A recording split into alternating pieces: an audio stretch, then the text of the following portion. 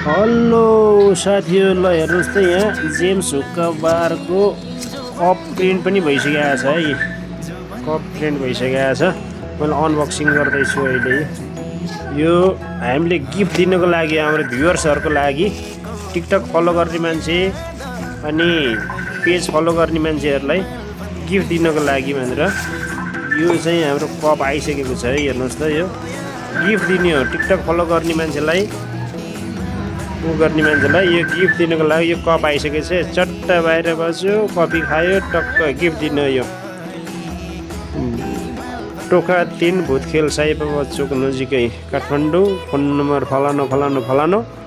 ल है तपाईँहरू, टक्क यो कप गिफ्ट पाउनको लागि तपाईँहरूले के गर्नुपर्छ?